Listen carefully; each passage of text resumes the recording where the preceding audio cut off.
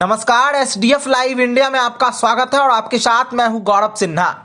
परिस्थितियों के मुताबिक राजनीति करने में दक्ष कहे जाने वाले खगड़िया के मौजूदा लोजपा सांसद चौधरी महबूब अली कैसर इस बार के लोकसभा चुनाव में किस पार्टी का उम्मीदवार बनकर चुनावी ताल ठोकेंगे यह कहना तो फिलवक्त मुश्किल है, लेकिन यह तय है कि बदली हुई सियासी गणित के बाद भी वह खगड़िया से तीसरी बार ताल ठोकेंगे जरूर। हालांकि चौधरी महबूब अली कैसर को शायद इस बात का भान हो चुका है कि खगड़िया लोकसभा सीट इस बार लोजपा के खाते में नहीं जाकर भाजपा के खाते में जाने वाली है और यह सर्वविदित भी है कि भाजपा के प्रदेश अध्यक्ष सम्राट चौधरी के लिए खगड़िया कर्मभूमि रही है। सम्राट परबत्ता से तो विधायक रह ही चुके हैं, उनके पिता शकुनी चौधरी भी खगड़िया लोकसभा क्षेत्र का प्रतिनिधित्व कर चुके हैं। सभी वर्गों में अच्छी पैठ रखने वाले सम्राट चौधरी की खगड़िया पर अच्छी पकड़ मानी जाती है। ऐसी स्थिति में खगड़िया लोकसभा क्षेत्र में एनडीए की ओर से सम्राट चौधरी ताल ठोकते नजर आए तो शायद किसी को आश्चर्य नहीं होना चाहिए। कहा तो यह भी जा रहा है कि बीजेपी द्वारा कराए जा रहे सर्वे में चौधरी महबूब अली कैसर के प्रति जनता का फीडबैक बहुत अच्छा नहीं आ रहा है। वैसे दिवंगत रामविलास पासवान के राजनीतिक विरासत पर मालिकाना हक जताने के एवज में चाचा भतीजे के बीच जिस तरह का संग्राम छिड़ा है, उसे देखकर चौधरी महबूब अली कैसर ही नहीं, वैशाली सांसद वीणा देवी, नवादा सांसद चंदन सिंह और समस्तीपुर सांसद प्रिंस राज की भी नींद और चैन गायब हो चुकी है। लोजपा के प्रति आस्था रखने वालों को लगा था कि दिवंगत रामविलास पासवान के बेहद करीबी कहे जाने वाले बाहुबली पूर्व सांसद सूरजभान सिंह पारस और चिराग को एक मंच पर लाकर लोगों को सुखद संदेश देंगे, लेकिन स्थापना दिवस के दिन पारस की महफिल में खाली पड़ी कुर्सियां देखकर उन्होंने पत्रकारों के सामने महज यह कह दिया कि दोनों उनके लिए अमृत समान है। वैसे उन्होंने यह कहकर उम्मीदें जरूर जिंदा रखी कि चाचा भतीजे कब गले मिल जाएं कोई कह नहीं सकता है। कहा जा रहा है कि सीएम नीतीश के सहारे महागठबंधन में जाकर चौधरी महबूब अली कैसर अपनी रोटी लाल करने की जुगत में लग चुके हैं।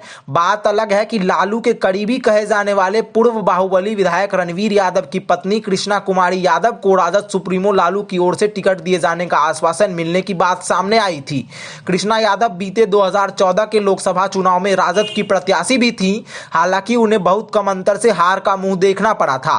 राजनीति को करीब से समझने वालों का यह भी कहना है कि चौधरी महबूब अली कैसर लोजपा का स्थापना दिवस मनाने पारस की महफिल में हाजीपुर पहुंचे जरूर थे, लेकिन इसके पहले चिराग के करीब होने का एहसास लोजपा रामविलास को कराने से भी नहीं चूक रहे थे। चिराग ने उन पर भरोसा नहीं जताया अथवा पारस ने उन्हें खगड़िया से टिकट देने का भरोसा दिलाया, यह कहना फिलहाल मुश्किल है। लेकिन लोजपा के सभी 6 मौजूदा सांसदों को लेकर संशय की स्थिति जरूर बनी हुई है। जानकारों की बातों पर अगर भरोसा करें तो दिल्ली स्थित आवास पर अपने पति जदयू के एमएलसी दिनेश सिंह की मौजूदगी और ललन सिंह के निर्देशन में लोजपा के टूट की पटकथा लिखने वाली वैशाली की सांसद वीणा देवी पाला बदलकर चिराग गुट में तो आ चुकी हैं, लेकिन लगता नहीं है कि इस बार उन्हें लोजपा की ओर से टिकट मिल पाएगा। वैसे चिराग की दादागिरी के कारण पार्टी के टूटने की बात कहती रही वीणा देवी की चिराग के साथ क्या डील हुई जो वह उनकी ओर खींची चली आई और बीते 28 नवंबर को पार्टी के स्थापना दिवस पर न केवल चिराग के साथ मंच साझा की बल्कि एक ही माला में गुथी भी नजर आई। इस संदर्भ में स्पष्ट कहना शायद जल्दबाजी होगी। वर्चस्व की लड़ाई में पार्टी को 2 खंड में विभक्त कर चुके रालोसपा प्रमुख पशुपति कुमार पारस और लोजपा रामविलास सुप्रीमो चिराग पासवान टूट के लिए एक दूसरे को जिम्मेदार ठहरा तो रहे ही हैं, एक दूसरे को चित करने के लिए हर दाव भी अपना रहे हैं। स्थिति तो यह है कि हाजीपुर को लोजपा या यूं कहें कि दिवंगत रामविलास पासवान का अमृत कलश बताकर दोनों हाजीपुर पर दावा भी ठोक रहे हैं। पशुपति कुमार पारस तो हाजीपुर के मौजूदा सांसद हैं ही, जमुई के मौजूदा सांसद चिराग पासवान भी स्पष्ट कह रहे हैं कि हाजीपुर से नामांकन करेंगे तभी लोगों को विश्वास होगा। चिराग क्या जमुई छोड़ेंगे या हाजीपुर से उनकी मां रीना पासवान चुनाव लड़ेंगी और वह स्वयं तीसरी बार जमुई से चुनावी दंगल में कूदेंगे, यह देखना भी दिलचस्प होगा। आपस में भिड़ते आ रहे चाचा भतीजे के कारण हाजीपुर को लेकर पेंच तो फंसा ही हुआ है। कहा जा रहा है कि इस बार नवादा सीट पर लोजपा नहीं अपितु भाजपा के कैंडिडेट होंगे। कयास लगाया जा रहा है कि चंदन सिंह को भाजपा में शामिल कराकर उन्हें नवादा से एनडीए का उम्मीदवार बनाया जा सकता है। समस्तीपुर सांसद प्रिंस राज का बयान सामने तो नहीं आ रहा है, लेकिन कहा कहा जा रहा है कि चिराग से उनकी नजदीकियां धीरे धीरे बढ़ रही है।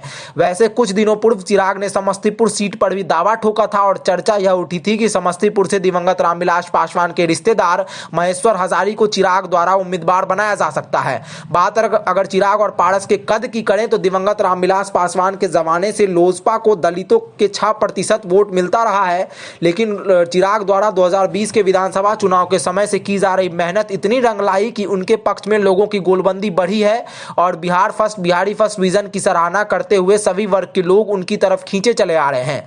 ऐसी स्थिति में बीजेपी का शीर्ष नेतृत्व उन्हें खोना नहीं चाहेगा।